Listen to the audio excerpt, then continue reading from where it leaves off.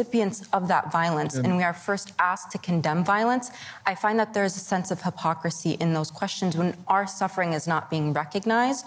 And the first thing we're asked is to condemn. What do you think Israel was going to do when Hamas cuts a hole in the fence and comes over the top and kills 1,300 people? What did you think they should have done? I think they have every right to go in combat with Hamas, but I don't think they have the right for 92% of the death count to be civilians. If they burn an infant in a crib, do you see that as a moral equivalent to a collateral death from a bomb being dropped as an act of war? They have explicitly targeted civilian areas that have been marked as civilian areas. Israel has the registry for every person in Gaza. And if that's where the enemy is hiding, do they have a right to attack them? No, they do not have the right to kill. There are some things that are just fundamental human decency.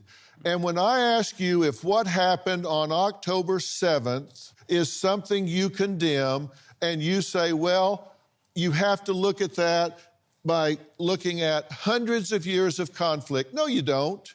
No, you don't. That's either right or it's wrong, and it was wrong, and I don't need 100 years of conflict to know it was wrong. The fact of the matter is that Hamas, yes, did take innocent life.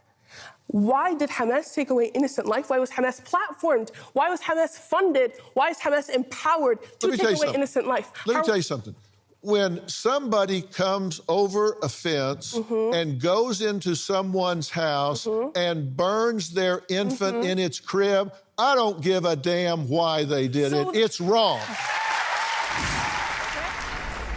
I've read it that the charter of Hamas is to eliminate the Jewish race, beginning with Israel, but not stopping with Israel, wiping them off the face of the earth. Is that true? This is true, but it does not end there. Now we have the problem of the pro-Palestine who are actually giving Hamas cover. They are participants in the crime.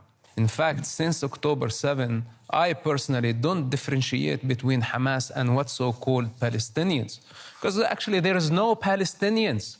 There are tribes. There is the tribe of Hamas, and there is the tribe of the Islamic Jihad, and there is the tribe of Khalil, and there is the tribe of Nablus. And each one has different interests, and all of them are conflicted. If they did not have Israel as the common enemy, they would kill each other. This is the reality of what's so-called Palestine. You don't know what Palestine is. Actually, in fact, the keffiyeh that you are wearing, this is just a statement to show that you really lack the authenticity to represent the case. And what's so-called the cause, you know, this is a human problem. So you just... The cause must die. I think enough is enough.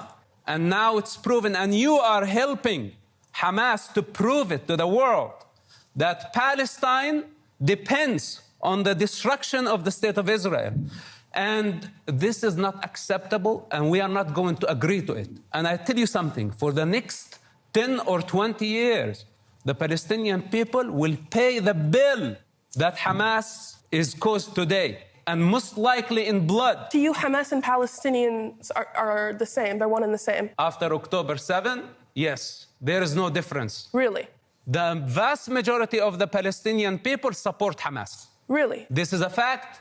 This is proven by statistics, and your silence now. You cannot even condemn Hamas and say that what they did on October 7 was an act of a savage group. You don't have that power. Said I condemn. On what authority do you speak? You only speak on the authority of Hamas propaganda. No, why do you say that I'm speaking on the authority of Hamas propaganda? Because if you were a decent human being, you can say that the thousands were killed on October 7. That was a crime against humanity. It was a genocide.